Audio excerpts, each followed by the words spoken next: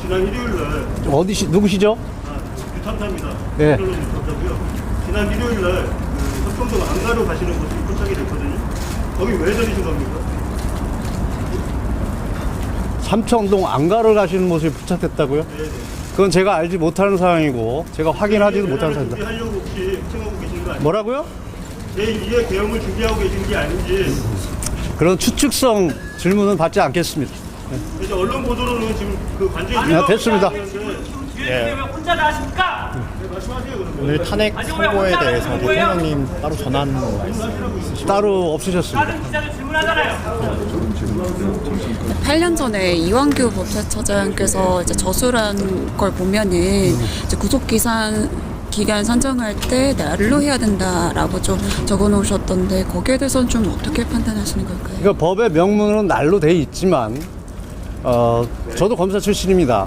검사 있을 때도 그 문제에 대해서는 항상 이게 언제 터질지 모르는 시한폭탄처럼 문제가 있다는 인식하에 구속 만기 하루 이틀 전에 다 기소를 했습니다. 그래서 지금까지 그게 불거지지 않았던 부분입니다. 이미 학자들도 그 부분에 대해서는 심각한 문제점이 있다는 것을 제시하고 있었고 그 부분에 대해서 이번에 대통령 변호인단에서는 문제가 있다. 그러니까 실무 관행이나 학자들의 의견에서 문제가 있기 때문에 이 부분은 정리하고 가야 된다. 그래서 구속취소 청구 사유의 하나로 삼았던 것입니다. 그 부분에 대해서 재판부가 현명한 판단을 하고 인정을 해 주셨다고 보면 될 것 같습니다. 오늘 그 헌재의 결정문을 토대로 윤 대통령의 형사 재판에서 공소기각 주장 혹시 하실 예정이 있는지? 그건 재판에 임해서 그때 구체적으로 주장 입증을 할 것이고요.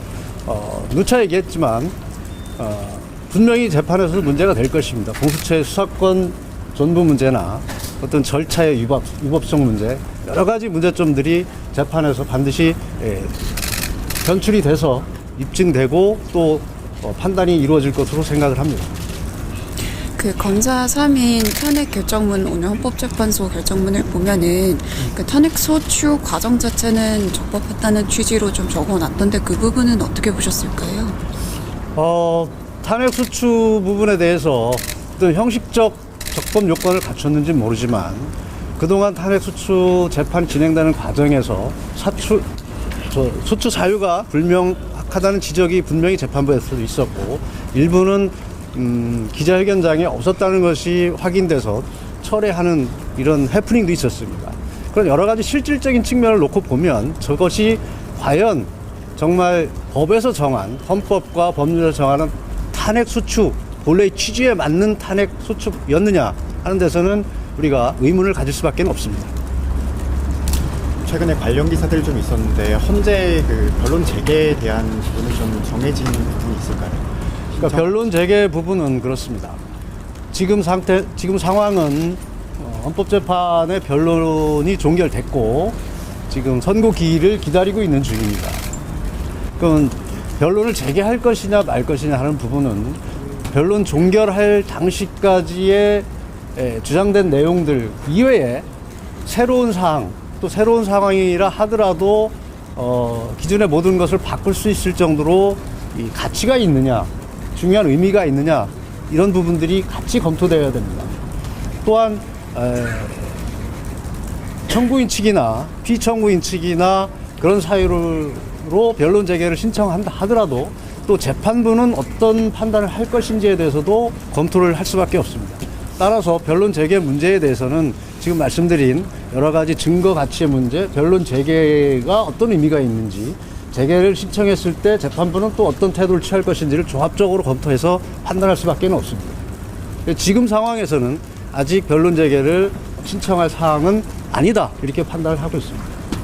아까 변호사님 말씀 주신 것 중에 구속 취소에 대한 검사의 즉시항고 사례 위헌성이 있다 이렇게 설명을 좀 주셨는데 실제로 검사의 즉시항고가 이루어졌던 사례들이 좀 요즘 밝혀지고 있고요. 이 부분에 대해서 왜 인권위 윤 대통령부터 이제 시작하냐는 지적이 있습니다. 이에 대해서 어떻게 보십니까? 그것이 굉장히 그 사건을 종합해서 그리고 이게 심층적으로 보지 않고 단순 비교를 해서 그렇습니다. 과거에 구속 취소가 청구됐고 인용됐던 부분들에 대해서 즉시 항고가 이루어진 부분이 구속 취소 사유가 다 다릅니다. 이번 건하고는 전혀 내용이 다르다는 것이죠. 그리고 주장하는 사람들의 어떤 법리적 쟁점, 논점 자체가 전혀 다르다는 것입니다. 그 중요성도 다르고.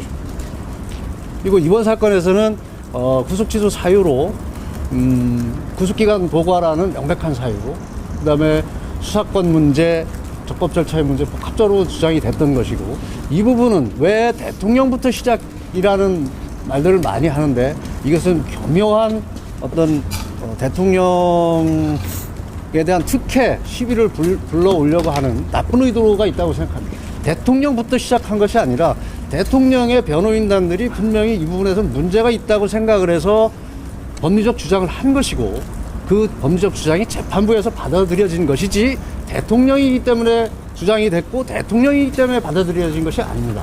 이 부분은 분명히 일반적인 사건에서도 똑같은 상황이 있었다면 주장을 했을 것이고 받아들여졌을 것이라고 저는 확신을 합니다.